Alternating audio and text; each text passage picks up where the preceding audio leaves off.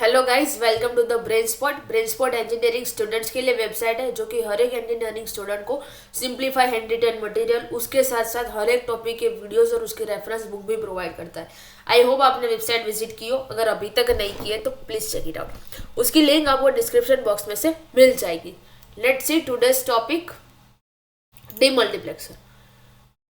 आपने I hope आपको multiplexer क्या होता है पता हो। अगर नहीं पता तो उसकी वीडियो भी मैंने बनाई हुई है, उसकी लिंक मैंने डिस्क्रिप्शन बॉक्स में दी दी है।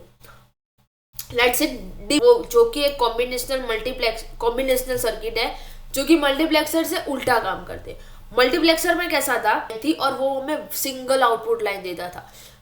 ओके, इनपुट लाइन होगी और 2n फॉर्म में हमें वो आउटपुट देगा। अगर हमारे पास सिंगल इनपुट हो, उसको 2n फॉर्म में आउटपुट लाइन में कन्वर्ट करना है या आउटपुट चाहिए, तब हम डीमल्टीप्लेक्सर का यूज करेंगे।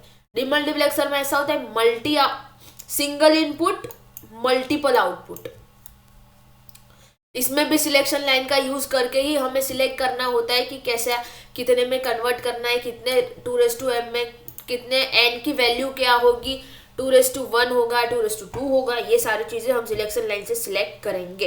अगर हमारे पास 1x2 का डीमल्टीप्लेक्सर है तब उसमें 1 आउटपुट लाइन होगी, 1 input line, 2 output line and 1 selection line, क्योंकि यहाँ पे 2:1 है।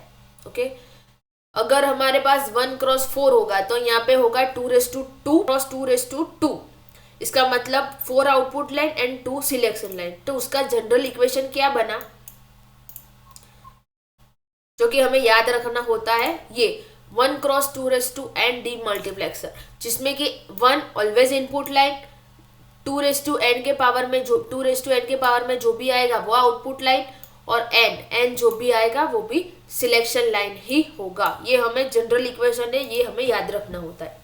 उसका ब्लॉक डायग्राम क्या है, ये जनरल ब्लॉक डायग्राम है जिसमें 1x2n का डीमल्टीप्लेक्सर है, जिसमें ऑलवेज 1 इनपुट, यहाँ पे n है, जितने n है इतनी सिलेक्शन लाइन और 2n आउटपुट लाइन। सिंपल देख लेते हैं 1x2 का क्या है, जिसमें कि 1 इनपुट लाइन, यहाँ पे 2:1 होगा, इसका मतलब 1 सिलेक्शन लाइन, और यहाँ पे 2 है, इसका मतलब 2 output line. Okay,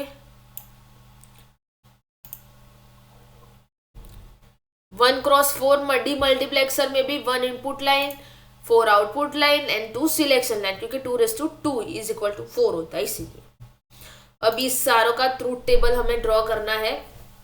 truth table में इधर क्या होगा, 1x2 है, इसका मतलब उसमें एक ही सिलेक्शन लाइन है, क्योंकि यहाँ पे 2:1 है। ओके, इसका मतलब 1 सिलेक्शन लाइन। 1 सिलेक्शन लाइन का पॉसिबल कॉम्बिनेशन क्या हुआ, आइदर 0 आइदर 1, तो उसका आउटपुट हमें 2 मिलेगा। यहाँ पे हम देख सकते हैं 2 इनपुट लाइन है, आइदर एक ही इनपुट है, इसका मतलब आइदर ए यहाँ पे मिलेगा, वाई 0 में मिलेगा, या आइदर यहाँ पे मिलेगा। ओके, तो उसका इक्वेशन क्या बना, आइदर वाई 0 में आंसर आएगा, आइदर या वाई 1 में आंसर आएगा। ये 0 को हमें शो नहीं करना है, आइदर S0 में वाई 0 में आंसर आएगा, S0 1 में वाई 1 में आंसर आएगा। ओके, तो उसका इक्वेशन क्या बना, वाई 0 के लिए बना S0 A, वाई 1 के लिए क्या बना S0 A।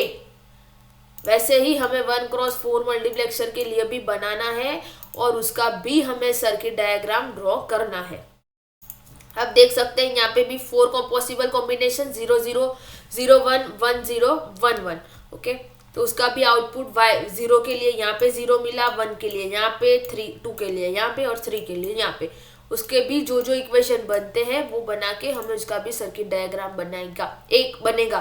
एक देख लेते हैं एग्जाम्पल के तौर। वाई 0 का इक्वेशन क्या बनेगा, S1 और S0 दोनों की वैल्यू 0 0, इसका मतलब S1 डैश S0 डैश और A।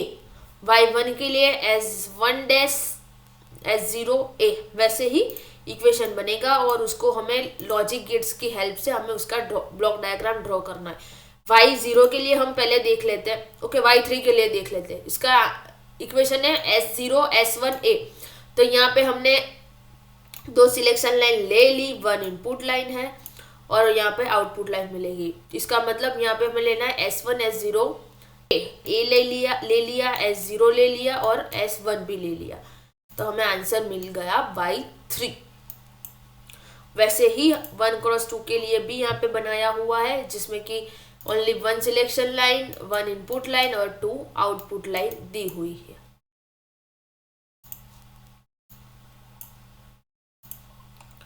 एडवांटेजेस वही सिंपल है, कॉस्ट एंड सर्किट की कॉम्प्लेक्सिटी के लिए यूज होता है। और इसका मेन डिसएडवांटेज है डिले इन सिग्नल। अगर हम 1 इनपुट है उसको बहुत सारे आउटपुट 2n फॉर्म के आउटपुट में कन्वर्ट करते हैं, तब हमें कभी कभी डिले भी होता है। एप्लीकेशन वही कम्युनिकेशन सिस्टम और डेटा रिकवरी सॉल्यूशन में हमारे पास एक इनपुट है, उसको बहुत सारे आउटपुट में कन्वर्ट करना हो, उसका मतलब डेटा को रिकवर करना हो, तब हम उसका यूज कर सकते हैं। Thank you.